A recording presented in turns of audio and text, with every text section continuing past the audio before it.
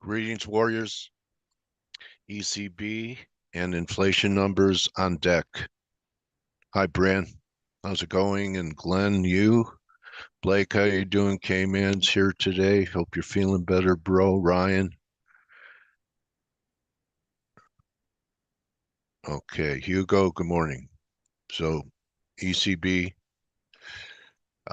any news yet, guys? What are you looking for, Dale? ECB? 15 minutes. Okay.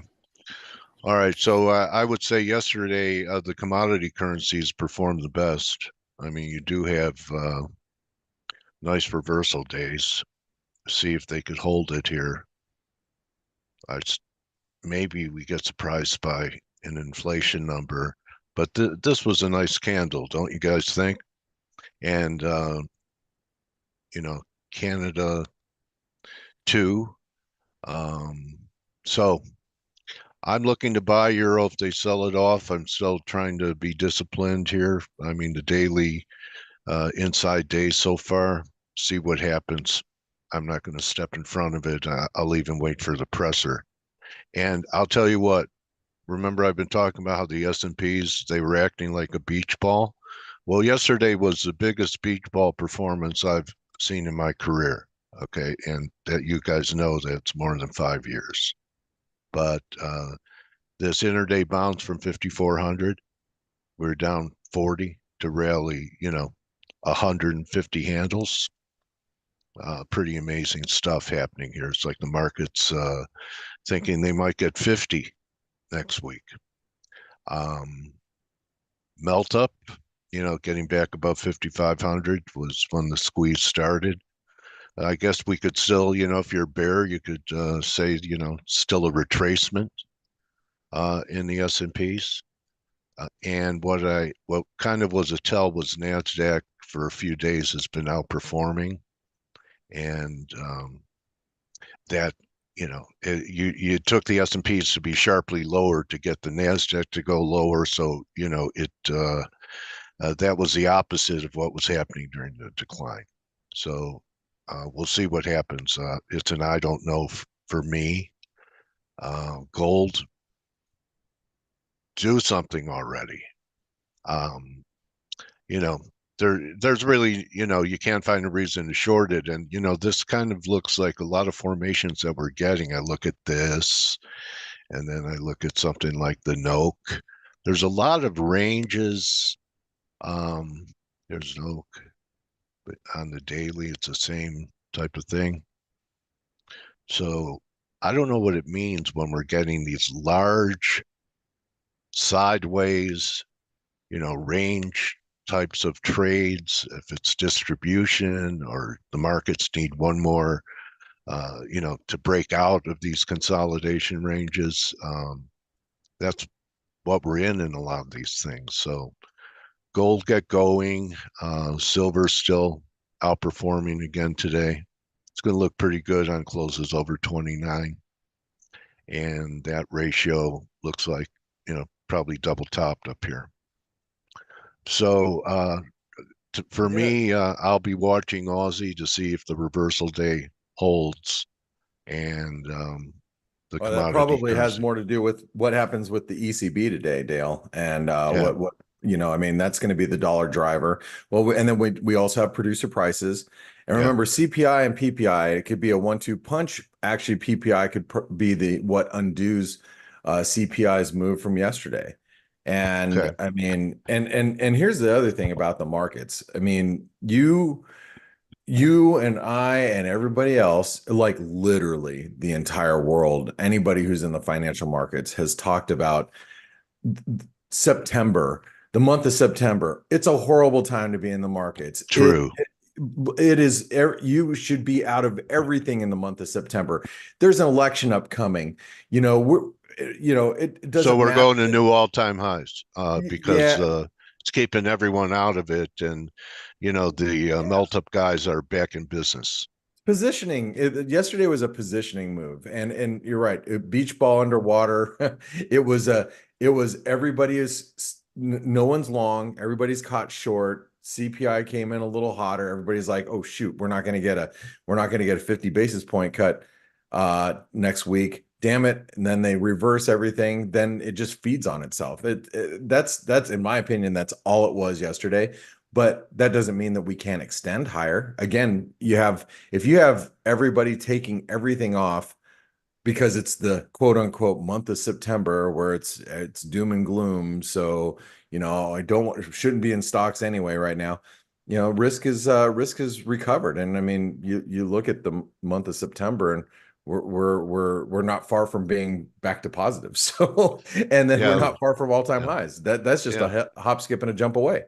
Yeah, so we could rally into October because a lot of people are looking for a crash in October. So we rally into October and we're at like 6,000, which it's quite was, possible. And yeah, I mean, hell, who knows? But there's a lot of things that are good. There's a lot of moving parts, especially in this election season year.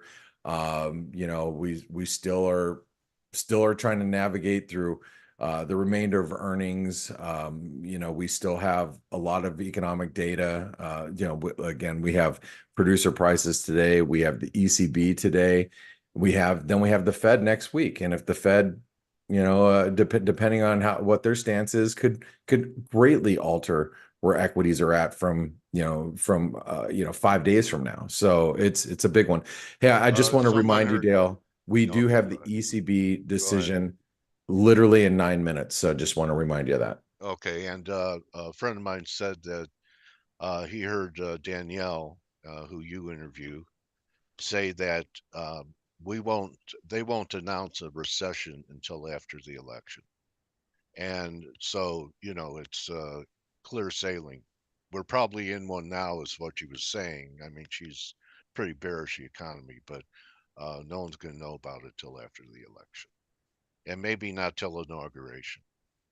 So, and it wouldn't be unprecedented. I mean, who jumped into office and had to, wasn't very long before Bush had to do his thing in 2000, and that crash happened on his watch, and then Obama came right into it, right? I mean, where we had to do TARP.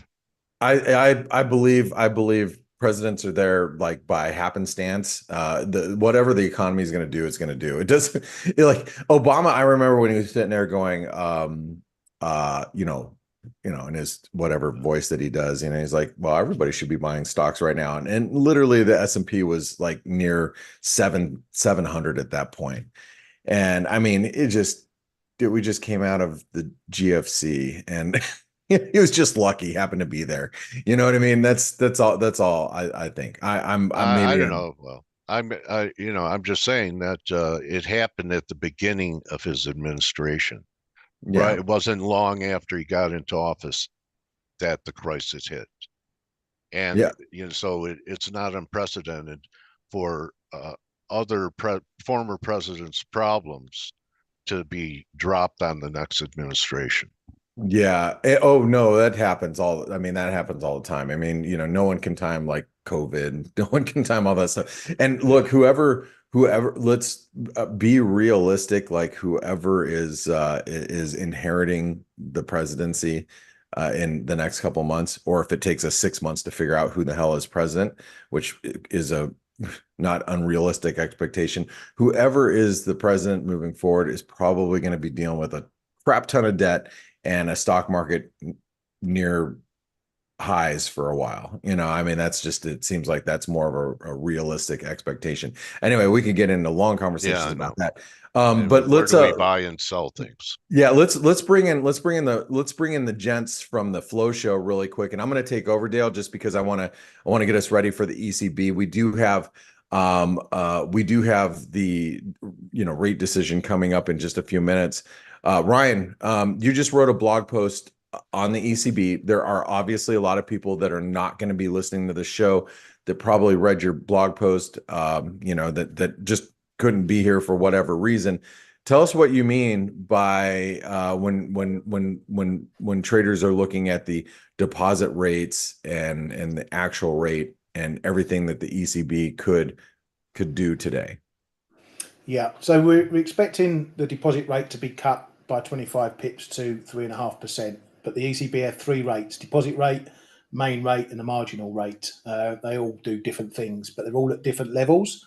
And the ECB signalled previously that they want to bring those rates into closer alignment. So what we've got today is we're looking at a 25 pip cut on the deposit rate and a 60 pip rate cut on the other two rates. But this is just operational, okay? It's not a larger cut, a dovish cut or anything like that. It's purely operational. But it's not often we get something like this. There is a tiny risk that some algo isn't ready for it and reacts to it. Wait a second. Are you saying some 25-year-old MIT graduate building out some algo for a fund might Yes. just program some shit? Is that what you're saying? Okay. Always be ready for the unexpected, as you well know, Blake. Yeah. You know, I laugh because I was on a flight. On a flight a couple months ago, and I think I mentioned this actually on the show. I sat next to he wasn't an MIT grad, but he came from a school similar, and he got hired onto a hedge fund. I'm looking at this kid. He couldn't have been more than 25 years old, and just got his master's degree and just got hired from a big hedge fund out in New York. And I was looking at him going, "You're programming algos?" He's like, "Yep, that's what I do." I was just like, "Oh boy."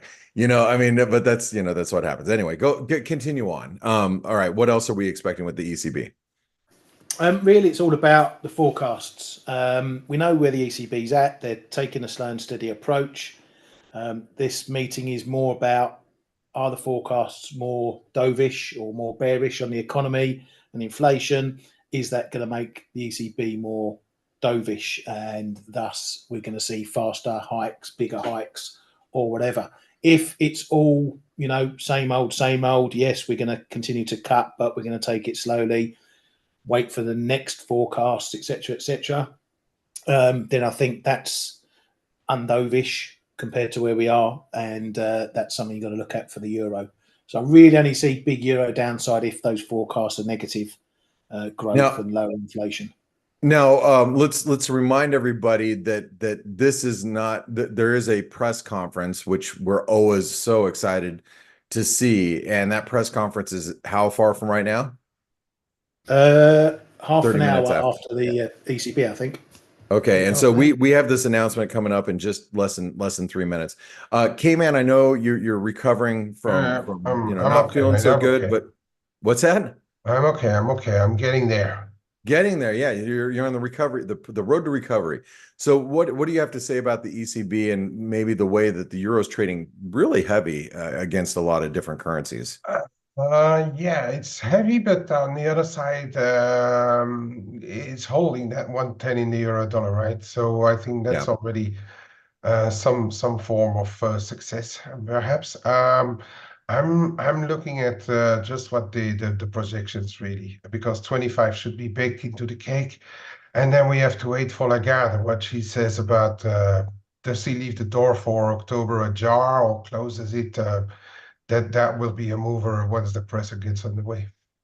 Okay, so right now, as we see it, the euro is trading heavy, but it is above 110. Technically, just so everybody can see it, if you look at the entire move from June all the way to the highs, we're at the 38% retracement, comes in right around 110.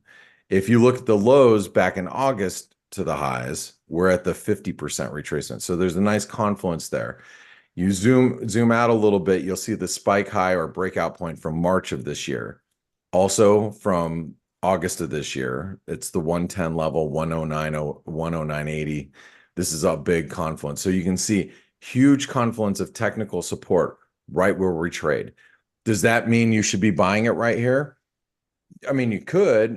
There's a good chance you could be stopped out, 50 pips lower after today. But the flip side is if you can get a nice pivot from here and you get back above 110, I think that opens up the door, 110.50, excuse me, that opens up the door back for 111 and maybe 112. Remember, the dollar index is still in breakdown territory, but this is technically speaking, the dollar is backing up to near its breakdown point, and it has mostly to do with the euro. So We're here, a lot we're of here, we're really here. okay. We're Here here. we go. You see it? Nope. No, me neither. A little bit of jockeying around here. Oh, here we go. Good 25. Yeah, Oh, 25. I didn't see it here. Oh, there it is. Okay. Oh, okay. Inflation changed. So that was on the refinancing rate. Has come in a little bit lower. So we're getting a little bit of a lift in the euro, but not much. Now remember, we have to wait for the ECB here, and what are you expecting, Ryan, from Christine Lagarde's tan? Anything in particular? No, nothing more than I've just said, whether she's a bit more dovish or whatever, and those forecasts as well, which might be coming out shortly as well. The others were cut as expected, 60 pips. The headlines, here we are. They kept 2024 forecast unchanged for inflation, 2025 unchanged at 2.2%. So it doesn't look like we're getting a massive cut in inflation expectations, which means that's probably a bit positive for the euro, that it's not more bearish. Well, it is flip-flopping around, and it's coming off. Yeah, it's coming off after rallying to 110, almost 30, back down in the 15s. Kman, you see anything that jumps out at you? No, not really. No. Slight downward revision on growth, inflation unchanged majorly. No. Okay. Well, I know what Ryan is dreaming about is what tan lines, Christine Lagarde might have across her back from her bikini straps. And I think that's going to be what he's envisioning, that I just implanted in his head as he watches her press conference in 45 minutes. I know that's what he's going to be thinking about. And I'm so happy that I get to put that into your mind, Ryan, and then you might have a little bit of gag reflex as a result. So anyway, thanks guys for the coverage on that. I wanted to make sure that we covered some of the specifics, especially with the refinance rate versus the deposit rate, so everybody was kind of clear on what to be looking at. Now, technically speaking, I can't get excited about the euro until we get back above here. I mean, it's the middle of the flag, but from a day trading point of view, like until we can get above 110.55, and you would know that if you're looking at ForexAnalytix and the levels that we identified yesterday, 110.55 is key today. We get above that, it opens the door for 111 pretty quickly. You get above 111, you get above flag resistance. So you got 110.55, 111. So this is like I would say technically this is like a door that opens for bulls, and it's gonna, because if you're short, like if you've been shorting the euro for the last let's just say last week because you thought it was toppy around the 112 level, your stops are going to be situated somewhere around there. You're not going to want to be short above 110, because then you're looking at the same flag pattern we're looking at, saying, shoot, if we get above 111, then I'm really screwed. So I think technically that's going to be really key today. And then obviously supports at 110. And you could actually say it's maybe even a little bit below, a little bit below that if you're looking at, the lower trend line coming in somewhere around 109.75. So those are your parameters today. I don't think there's anything to do just yet. I think we're going to have to look for cues from Christine Lagarde. Let's talk about some other things that are happening right now. And Dale, we talked a lot about equities, and we haven't really, well, I mean, you mentioned it right at the very beginning, slightly, but we haven't really talked about gold being perched at all-time highs right now. Now, what does this tell you, Dale? I mean, here we are at all-time highs, literally less than 11 points from an all-time high print. Is that bearish that it won't break out? Maybe it needs to do that first. But I'm just saying that you really have to be patient. Wouldn't you have thought it would have already broken out since it started this rectangle? We've had sharply lower yields. We've had the dollar weaken. I keep asking myself, what's it waiting for? A tactical nuke in Ukraine? Yeah, It so might that's be. my thinking, huh? Yeah, it might be. Maybe we actually do need a little bit. Maybe we do need a little bit more dollar weakness. I mean, you know I don't that's a think good. I think it's a crowded trade, don't you?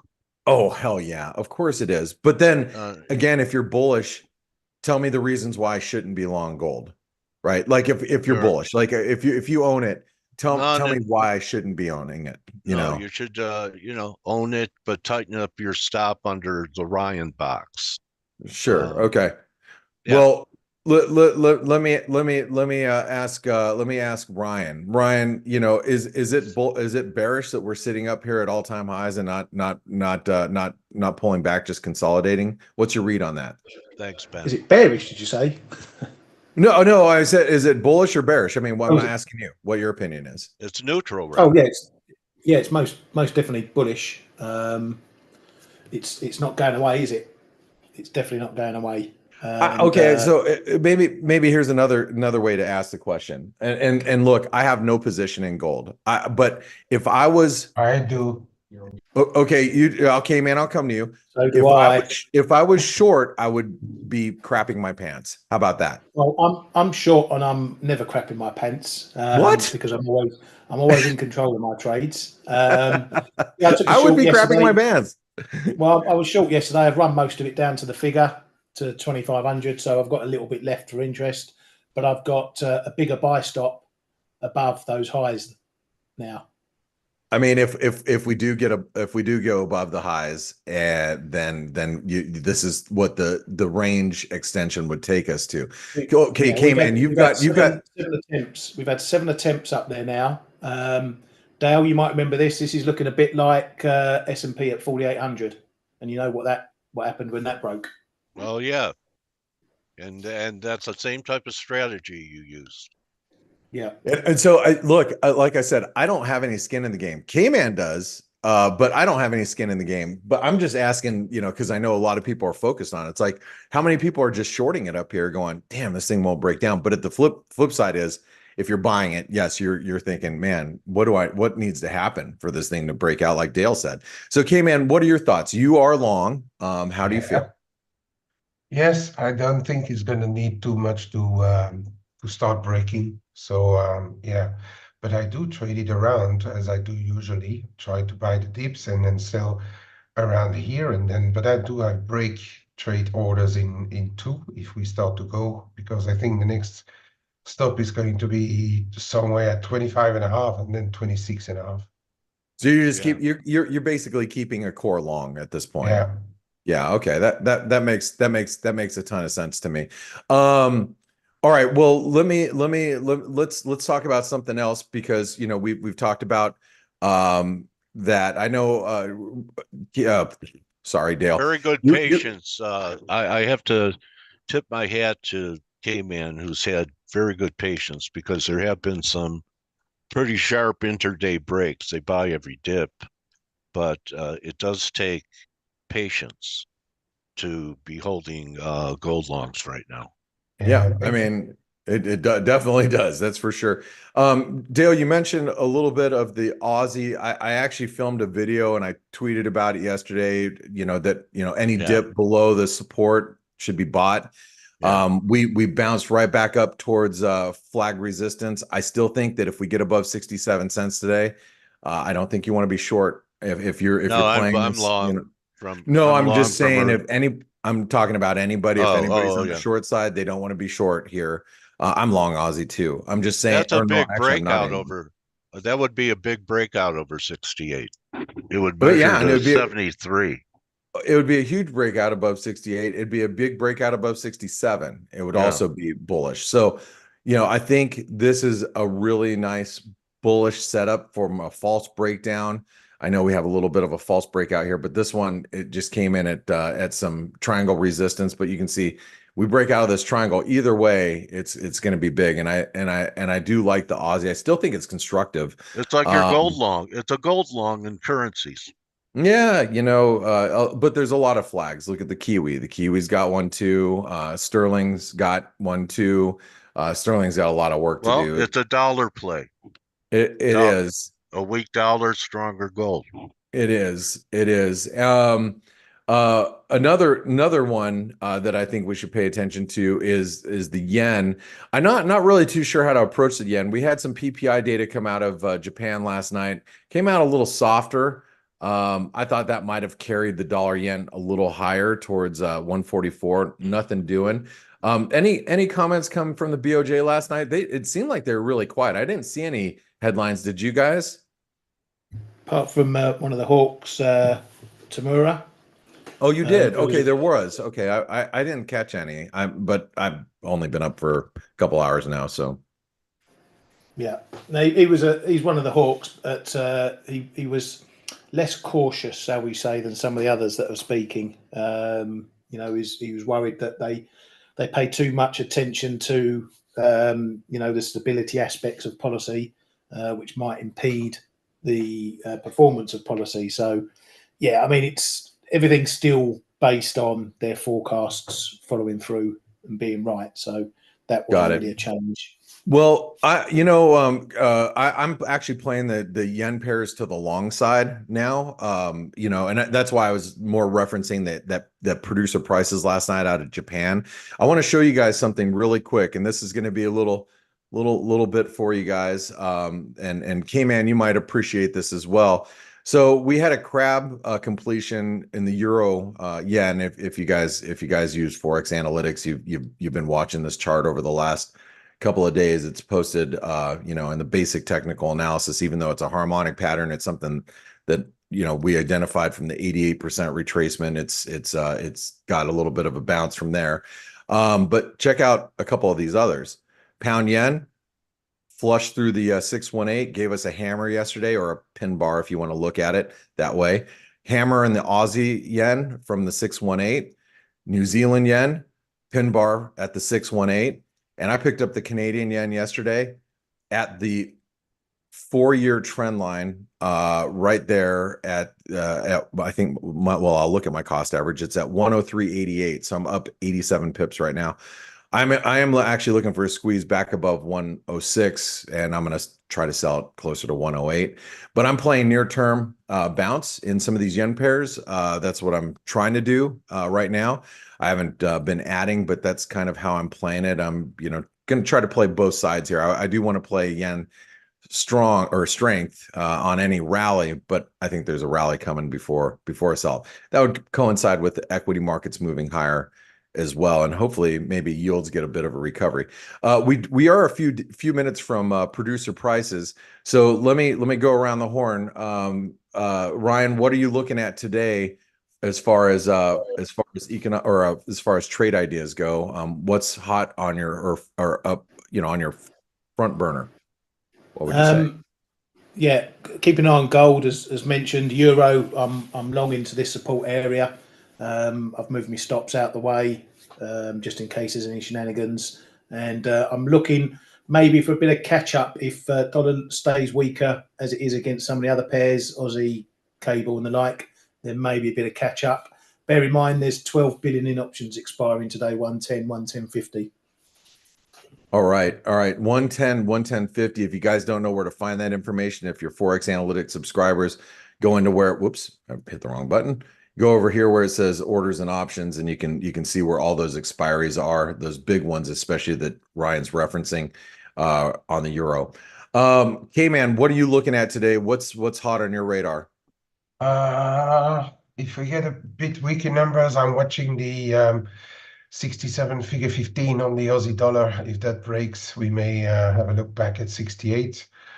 If we get stronger data, I'm looking to pick up perhaps some weakness in dollar stocky at some stage because the CPI is continuously coming down over there. Okay. All right. Sounds good. And Dale, what are you looking at for today? I still want to buy the euro and cable lower.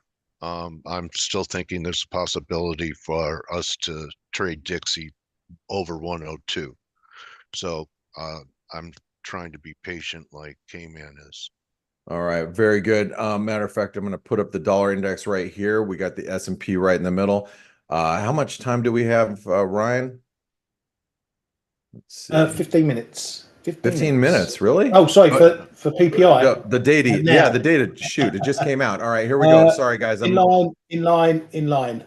Okay, everything in line. Not a big. Oh yeah, look at jobless claims are, the same. All right, producer prices. Actually, it came in a little firmer, guys. I mean, Yeah.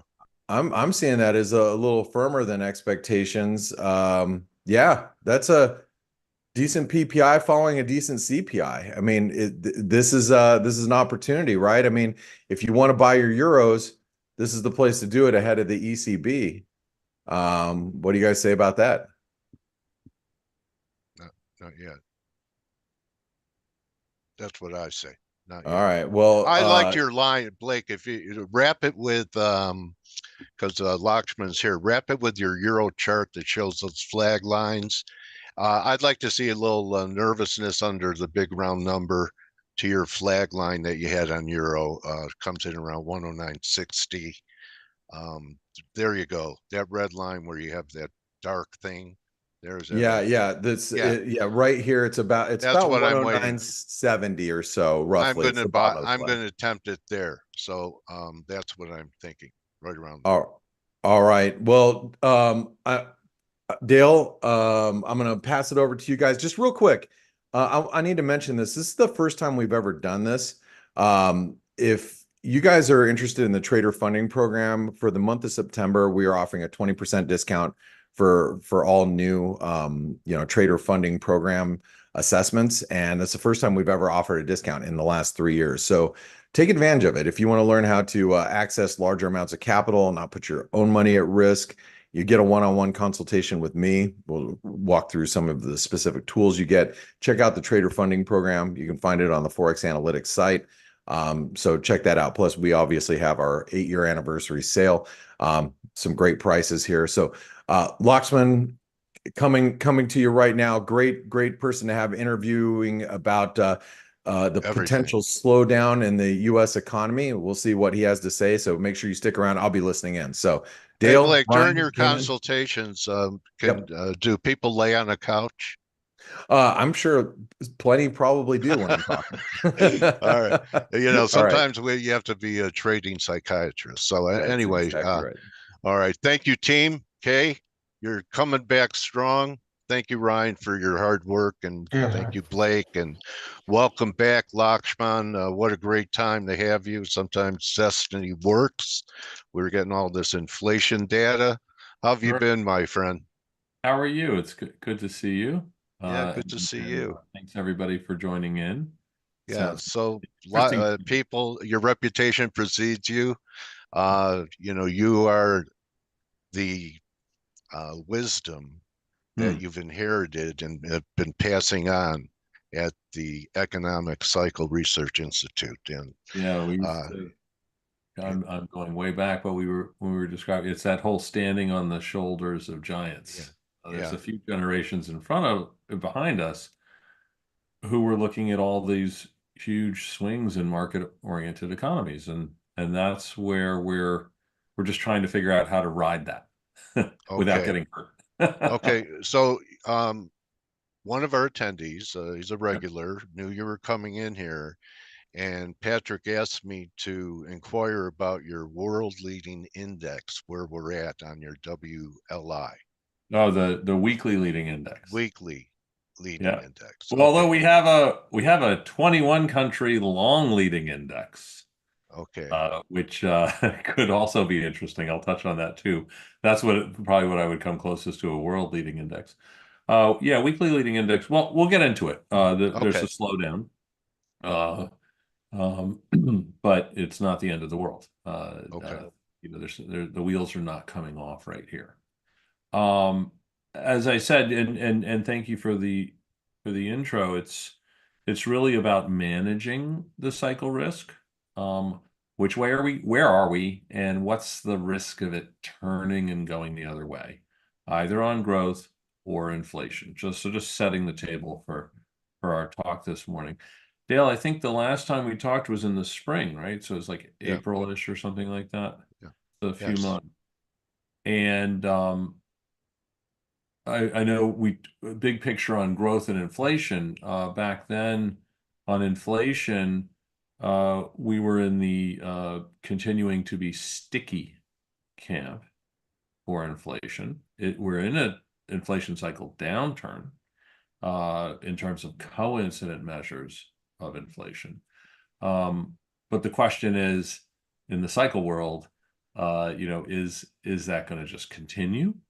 Or are we near or in the vicinity of an inflection point where it's going to turn and go the other way? So, Well, when I right look in at there, I just want to when I look highlight at okay, right well, in I there. mean Go it's ahead. interesting because when I look at things that have helped inflation come down, they look like they are turning as well. Things like natural gas, Lakshman. The grains, the inflation has benefited from very cheap grains, even though you're not seeing it in grocery stores. A lot of the commodity markets since the invasion of Ukraine have come down dramatically. Oil, Yeah. everything. So, I So think that's in that, the coincident. So that's in yeah, the let's just peel in there for a second. That's in the coincident data.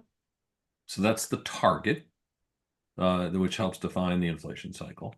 And you're right. Those things are happening. And we even have still um, some of this backwash of COVID stuff, even away from, say, the Ukraine war, where you have something like used car prices, right? So for a whole host of reasons, they just shoot to the moon.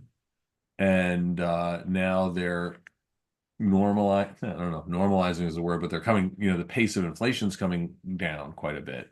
And that flatters the data. The question is, does it go down? I think there's, if you think back over the last few weeks or a month or so, the market can get itself worked up into this idea that there's 100 basis points of cuts by year end, and the inflation target is going to be met in short order, and so on and so forth. is this And another policy error, Lakshman? there's Because always a policy error. I know that's why I mean it's a rhetorical question. I guess it's become. There Why will is be. There will. yeah? Because some people say he's way behind the curve, and some people say that he shouldn't even be easing because of the stickiness that you bring up, and other indicators that show that he hasn't won. He hasn't won the war. He just won a battle. Like in the 70s, there were 3 battles in 10 Yeah. years. Yeah. I mean, look, from what I'm going to say with you today, you could argue, hey, he should cut now Yeah. because it's only going to get more difficult down the line unless there's a hard landing of some sort, a full-blown recession that shows up on our radar, which we don't have. We don't have that today. But back in April, we were talking about inflation being sticky. Today, I think I don't want to break anyone's heart, but the markets are backing off of some of those hopes for 100 this year, and it's largely because of core inflation type stuff. And a lot of people look at year over year growth rates. We will, in the cyclical world, look at different kind of smoothed growth rates to get away from the base effects and stuff like that.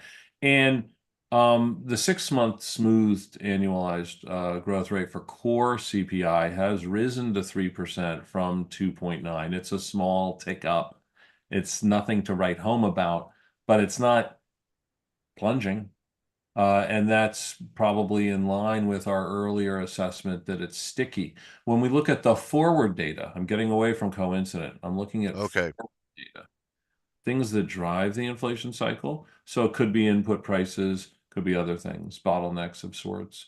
The U.S. future inflation gauge has been edging up. I'm going to share. Sorry, I'm a little. Okay. Let me take my. Go ahead. Let me share. I'll just show you a picture of the fig. It's No. moving up a little bit. No. Sure. So I want to. I'd love to just show a visual of that for you guys real quick. And you can get this. Here's the future inflation gauge. It came down, it anticipated the downturn, but then it's gone sideways. And Yeah. what I'm interested in is, okay, sideways, whatever, it's up and down, it's in this range, but it's drifting up. And in my world of analyzing all this, it's notable. I'm not waving a red flag, but it's not the story that's in the market. And so this has some risk associated with it. I want to see which way it goes. Is it going to go up? Is it going to go down? In my experience, which is a few decades of watching this, and in my research looking around the world and earlier decades, inflation's cyclical. It doesn't just hang out at a spot and get some equilibrium. So this is something I want to watch. It could go the other way. I'm not going to predict the predictors, but I'm just saying right now I'm on watch and leaning towards some more inflation getting a little more traction Would a here. weaker dollar play into that, Lakshman? Yeah, The dollar looks like it's pretty vulnerable here. yeah, a weaker dollar would play Okay. into it. Okay. So that that's going to exacerbate it. How about tariffs? What would tariffs do to inflation? Well, you'd have a step function, right? Yeah. So the way it goes is you have a huge increase in inflation for a moment, and then things settle back down. So you Okay. have a step function in the price level. Yeah, and this is not predicting that, right? If there's some policy reaction function around, whatever's going on, we know that that's not the F.A.C.E is not predicting tariffs, right? But if it happens, we know what that will do to the CPI index itself. So here, these kind of charts and this kind of stuff is all available for free. You guys can all just go and track it. And I've been informed by the great people in my office that we have a newsletter on LinkedIn that you could just subscribe to. And every few weeks, whenever we put up something like this, it just emails you and says, "Hey, there's a chart from ECRI." Wow. And we're Nice. usually talking about inflation or global growth. This is something we talked about, the global growth upturn we talked about last April. We actually made the call.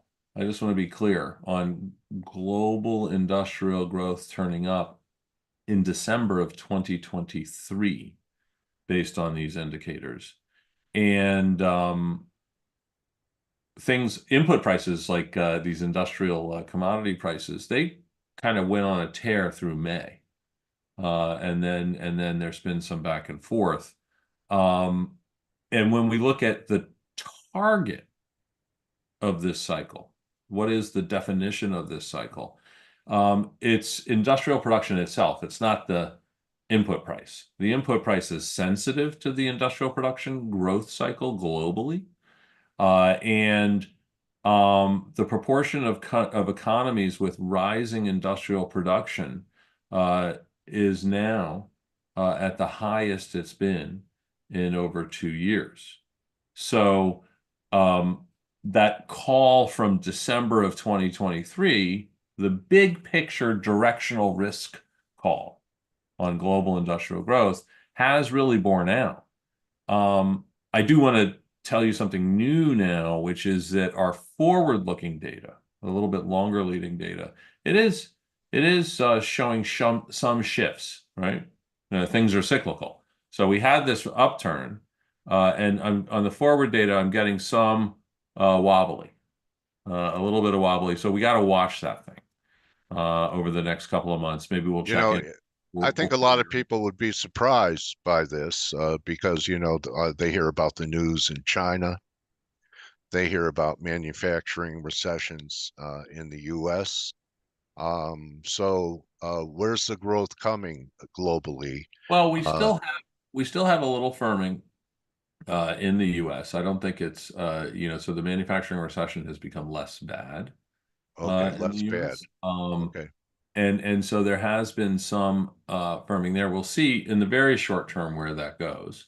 For example, you've had pretty strong activity in the non-residential construction sector for a while. And that interacts with this a little bit in the United States. And How about credit quality, Lakshman? We got some news from credit card companies this week about the deteriorating credit conditions that are happening in the market. I guess I'm bringing you all the bad news I'm hearing for you yeah, to counter with, and also that they had to cut in half the requirements by big banks as far as reserve requirements that the market celebrated because that's less pressure on the banks, but it also makes them less safe. yeah. You have Oh, any feel for what's going on there? yeah. So we've talked about global inflation. Excuse me, U.S. inflation. Yeah. We've talked about a little bit about we've talked a little bit about global industrial growth. And for U.S. growth, so I'm going to another cycle. We we've we had an earlier upturn call, and then we've now had a slowdown call. So growth is slowing. And this is what growth does, right? It cycles up and it cycles down. And the directional move for now is cycling down. Overall, US economic growth is cycling down. When you look at a magnitude call on that, that's not the strength of the leading indicator approach. However, we can get some sense of soft versus hard landing. And on that point, we don't see a window of vulnerability opening up at the Okay. moment where a No negative landing. where a negative shock can give you a hard landing. So it looks like we've got a slowdown, but it's relatively resilient. And when you look at why is it resilient, one of the things that continues to happen, and again, I'm sorry, but I got to reach back to COVID and the aftermath of COVID. One of the things that has really, almost in a structural sense, but not quite, supported U.S. economic growth is the shifts in the labor market. And the shifts in the labor market have done a couple of things.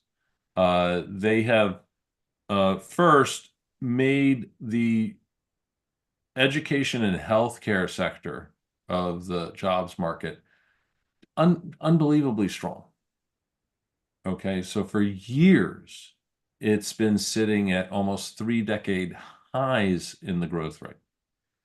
And that really buffers the runway or puts foam on the runway, so it's hard to have a hard landing. And all that's happened, and then I'm reaching back to the last couple of years, the cyclically sensitive, the discretionary parts of the labor market, where the things that are being done are more discretionary, those cycle down pretty hard. But the jobs and education part of the employment market really held up. So when you add it together, the jobs growth held up pretty good. Okay, well then why is the Fed worried about it, and why are they cutting rates if the employment picture is still strong? Well, What no, are so what's happening now is that after a few years of holding up the education and the employment sectors of the jobs market, all that's happened is it's come off of 3-decade highs in its growth rate. So it's decelerated a little bit. That's Yeah. where you get the softness in the jobs data pretty much. And the cyclical discretionary stuff, which had come down, is kind of bottoming. Okay. So when you add this up, it does lead us to believe that the resiliency is still there for the time being. Now, why is the Fed doing what it's doing? They're always reactive and backward looking.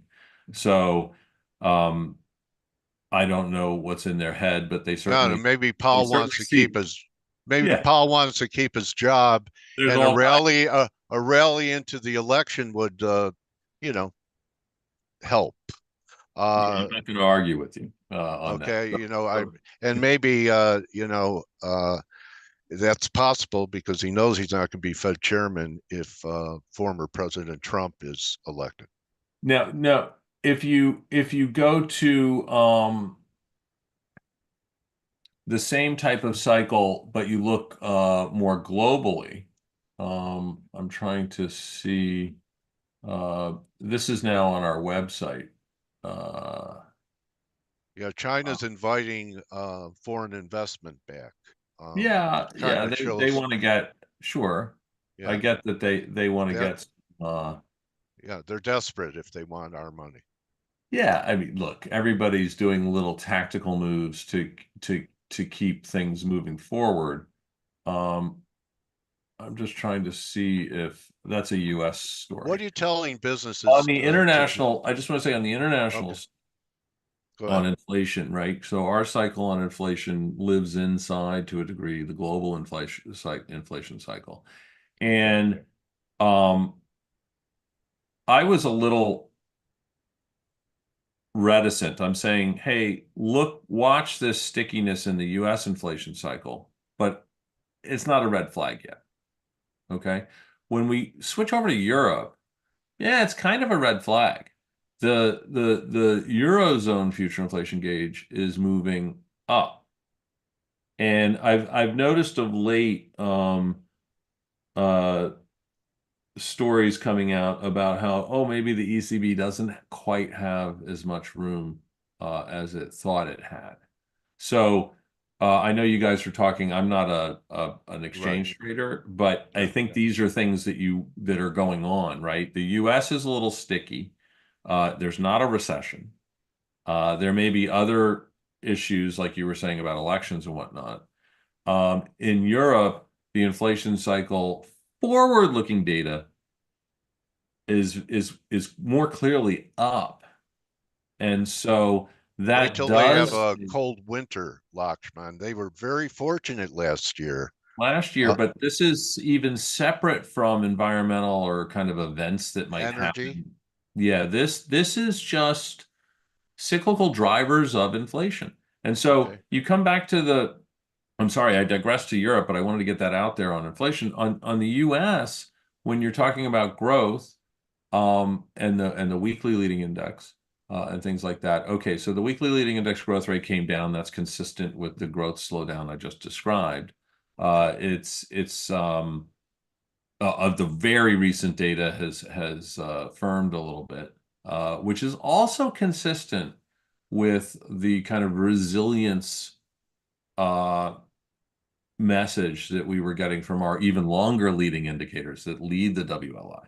And so we kind of look at it that way. If the long leading indicators are telling us something, slow down, but no hard landing, then we expect the weekly leading indicator to kind of confirm that. And we're getting some confirmation there. So that gives us a little more confidence, right? Because our prior view is getting some confirmation. And when you describe the credit situation, you're saying, okay, you know, the delinquencies are going up in this. Yeah, we're totally watching them. I get it, 100%.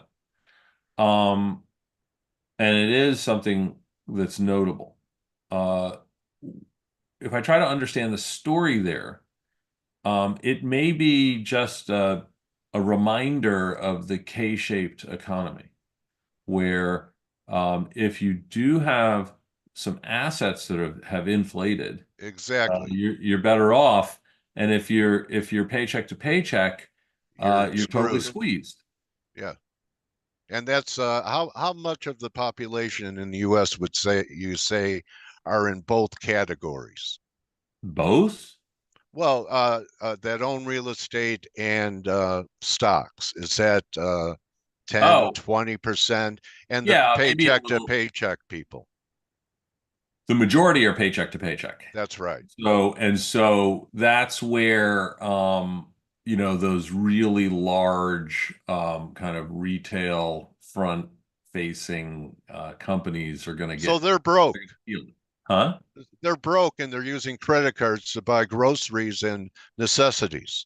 Totally. Yeah, this is all, Yeah. but this isn't necessarily new, right? I mean, every time we get reminded of it, it's like, oh wait, do you see that? But we have seen this before, and as long as the credit is being supplied, we can, we will see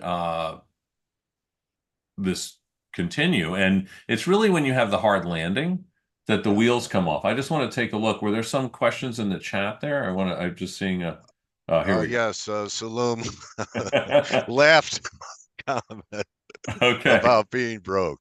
Yeah. He included himself, but So he's not. you want to have, I mean, look, you gotta, I mean, we could get into a whole discussion about longer term inflation and currencies and stuff like that, but suffice it to say, and I think everybody here knows, you want to try to have some assets if you can, if you're Yeah. lucky enough. Yeah, Because those are the that's things that will inflate, and you have to kind of dodge around and see which ones to hold that are in, that aren't deflating at the moment. And so here, if I want to kind of focus you on where are we diverging from the narratives that are there, slowdown, but no recession. So that was a big divergence when the market cracked back in August, early August or whatever, and all the recession stuff came out, and we could pretty easily say no, there's not a recession. Okay. And I think the other places on inflation where the market that was a carry trade scenario. Yeah, that was I a know carry Japan. So yeah. But still, you saw the narratives, and to the extent you could take advantage of it, okay. With the inflation stuff, it feels like the door is closing on being able to say inflation is falling. Okay. And what you may end up in retrospect a year or two from now is looking back and seeing an inflation cycle trough and seeing that trough is higher than the previous trough years earlier. And the spike will be higher. Yeah, so if you can imagine this like the cycle of 70s. inflation, you get higher lows in your cycle. Right. Yeah. And longer term, you gotta figure out how to put your assets so you can handle that. Okay. Right. And if I go back to employment, I'll leave you with one last insight with unemployment. So you have all this structural stuff happening in employment over the last few years. Things have settled down largely. Employers are seeing the slowdown, right? Firms are not blind to the slowdown. I think they see it. With our corporate clients, they see it, right? They understand. Are your corporate clients laying off people? No, not yet, right? Not yet. So what you do, hours? You do everything, right? You got part-time, you got all kinds of gig stuff, you got all kinds of subs instead of full employees. You reduce the hours, you slow the other types of hiring, you maybe slow down a little bit some of the projects that you were doing in terms of capital investment. So you're pulling all those levers, but the firing hasn't taken hold. And without that, it's hard to have that window of vulnerability open up. Okay. So why is the Fed cutting rates? I'm going to keep asking you why. Hey, inflation came down. It's like one of those mission accomplished moments. You got to claim it when you can. Yeah, I remember President Bush claiming his. And Yeah, you just and want to this is say, going to be the same. I did it. Yeah. Go and then you know, whatever happens in 6 months. Anyway, I think this proves he's not Paul Volcker. No, Remember, he was going to be Paul Volcker. So I don't think he is. I don't But think you he know is. what? But your stuff is excellent, Lakshman. And really, you're ahead of the curve. I've seen people argue with you that are, you know, have recency bias and seen your forecast manifest over many years that I've been following you. So I think everyone, because I do it and I'm supposed to, you know, show some leadership, I think other people should, you know, take advantage of what you're putting out to the public. I want to give you, I got 3 points where you can get our stuff without any friction. You just go and access it. It's publicly available. Our website, which is businesscycle.com, and there's a resource center, and you could look at a lot of things that are on there. If you like to listen to stuff like your podcast today, or watch a quick video, you go to our YouTube channel, where we're packaging the weekly leading index on Fridays. Okay, for anyone watching that weekly leading index, along with other insights and kind of a summation of our columns that we put out publicly. And then if you can't remember to do all that, just come on LinkedIn, say hi to me, and subscribe to the Equity newsletter, and we'll just throw you a thoughtful chart every few weeks. Thanks for your time and insights Thank you, today, Dale. Lakshman. Really All right. appreciate having conversations with you, and appreciate you being able to let me interrupt you and throw questions at you. It's my pleasure, and everybody be safe out there. I appreciate talking with you, and I appreciate the questions here. Okay, Lakshman, Yeah, Econ Commodities. That's a good one to watch. Yeah, watch the commodity market in a weaker dollar. Okay. And that's, you know, for me, I'm just a trader, not an economist. So appreciate having someone with your It takes us expertise. all. We all got to do this. Yeah. Yeah, Thank we're you. all one. We're Thank all you, one. Take it Lakshman. easy. All right, so that's a wrap, everyone. Hope you enjoyed it. It's taped, you know, it'll be on the channel. Check Lakshman's workout. I think it's going to be really critical over, you know, your investment and your career, and if you're a businessman, to know what to do to handle this climate. Thank you, buddy. All right, bye-bye. Okay, that's a wrap, everyone. You could join the team in 13 on the morning edge, and don't just count your pips, count your blessings. We'll wrap up the week tomorrow. Temperatures have finally fallen where I live. It's beautiful. I'm grateful to be able to go outside, except there are fires burning all around me. So I'm used to it. I guess there's, you know, there are supposed to be fires burning all around me. I'm a trader. So we're used to it.